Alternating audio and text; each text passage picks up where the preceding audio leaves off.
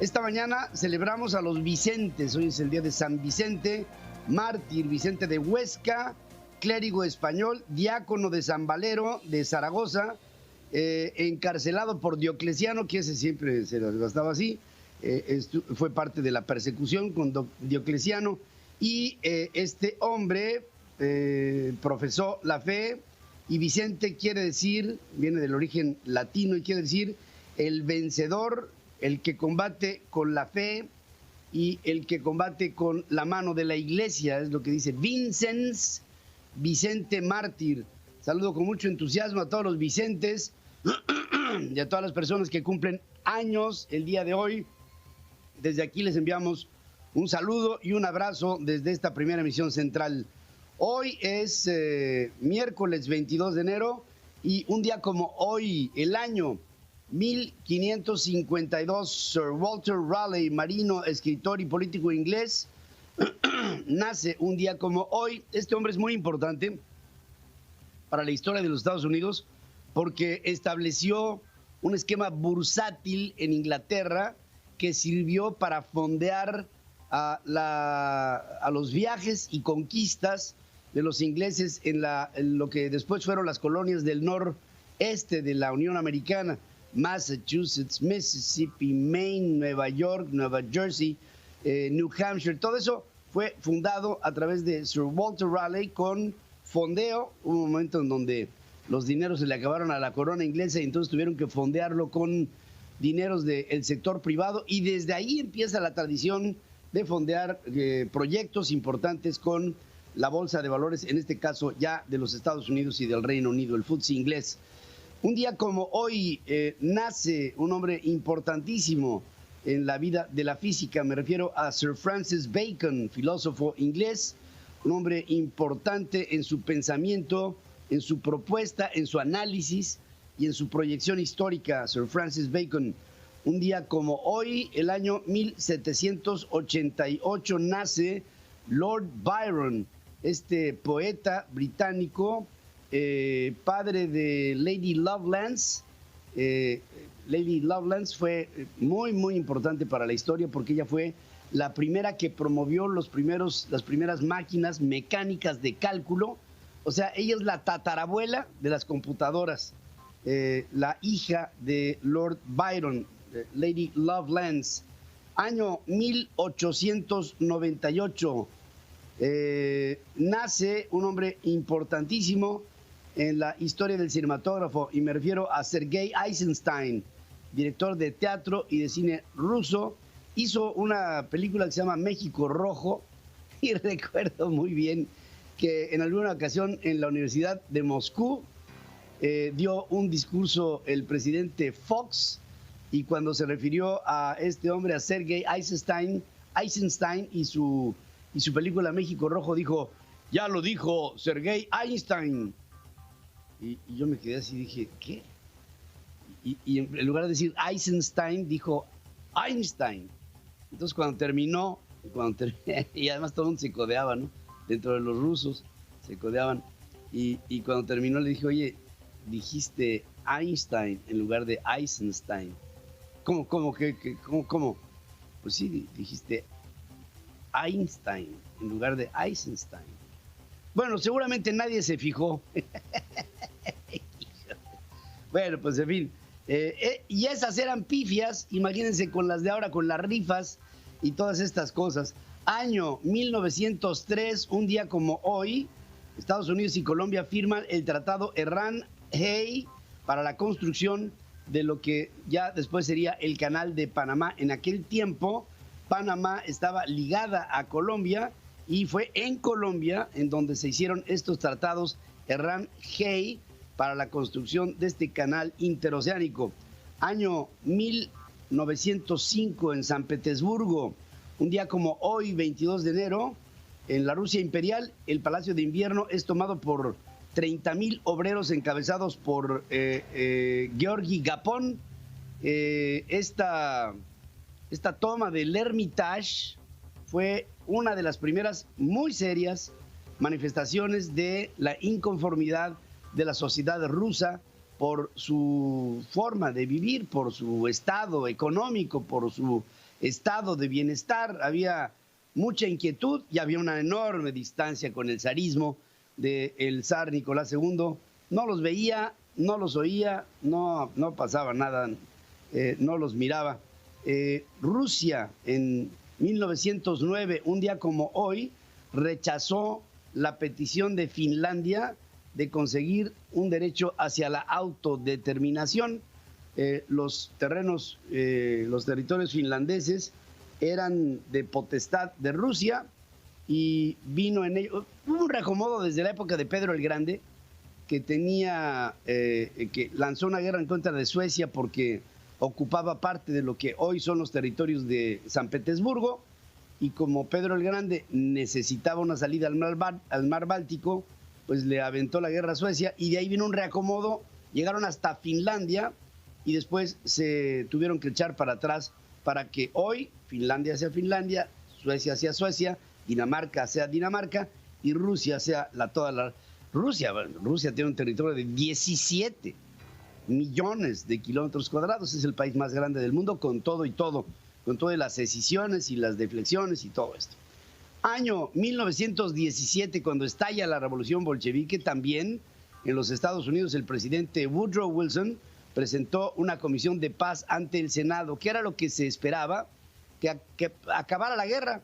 Estaban en plena guerra, primera guerra, la guerra de las trincheras, lo conocida como la Gran Guerra, la Primera Guerra Mundial, y lo que buscaba Woodrow Wilson era una iniciativa ante el Senado norteamericano para encontrar un reducto de negociaciones. Estuvieron a punto de negociar con los alemanes cuando se puso más dura la guerra.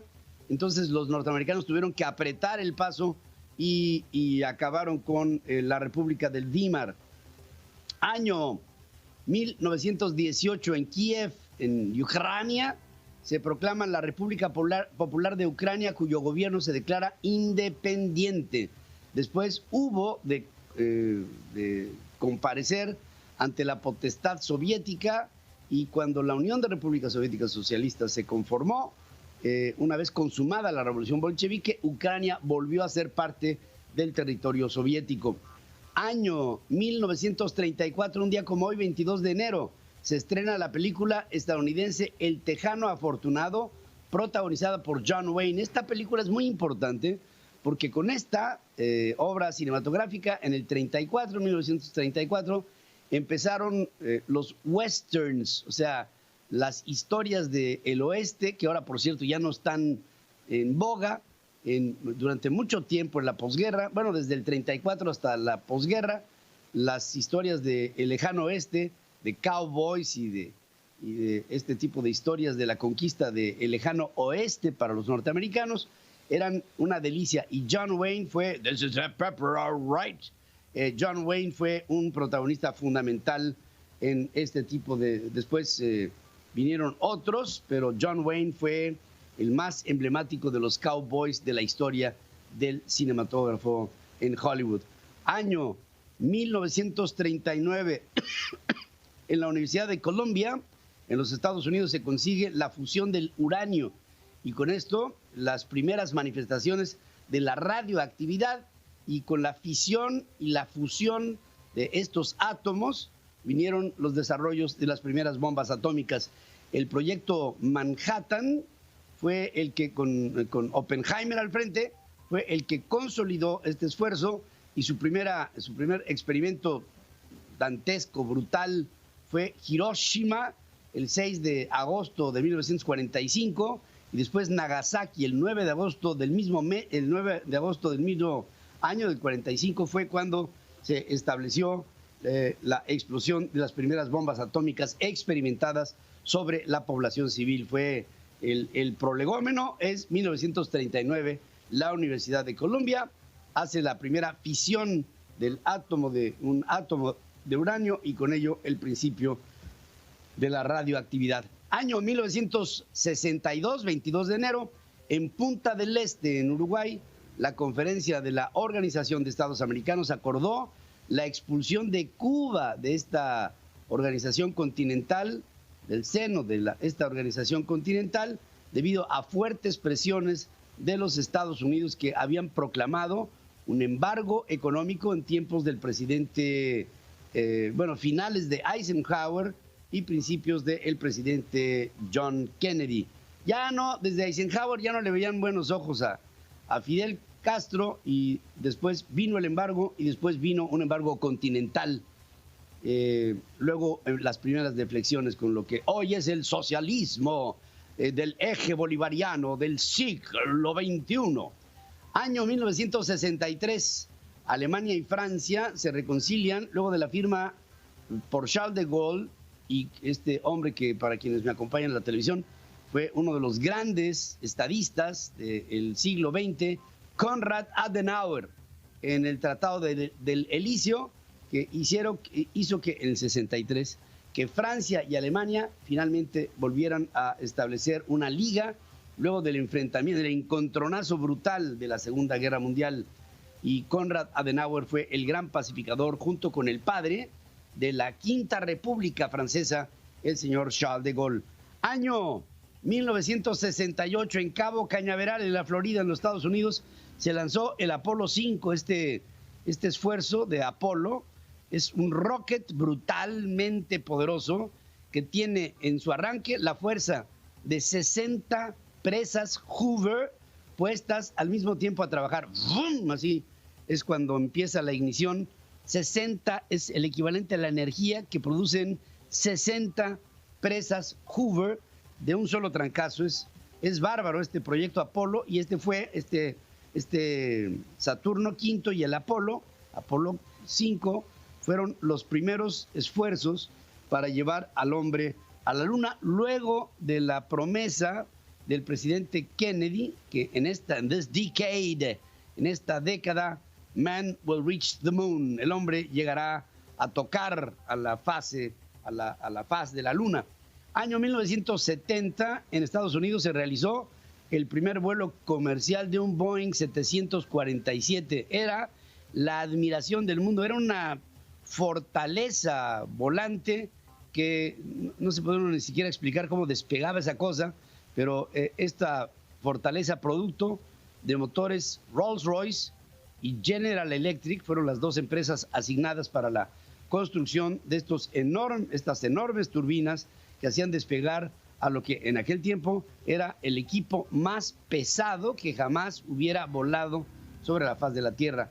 Año 1973, Lyndon Johnson, presidente de los Estados Unidos, muere después de haber gobernado luego de la muerte de John F. Kennedy. 1977, Estados Unidos, el presidente Carter concede amnistía a los desertores de Vietnam. Fue una especie de operación cicatriz con la juventud que no quiso ir a esa guerra, que no consideraban que fuera un asunto de los Estados Unidos. 1992, en Washington, 47 países se reúnen para coordinar la ayuda a países de la antigua Unión de Repúblicas Soviéticas Socialistas. De ese 92 viene la relación de Estados Unidos con Ucrania, y luego lo que pasó con Donald Trump, ¿no?, con Ucrania. 1999, Juan Pablo II visita México por cuarta ocasión.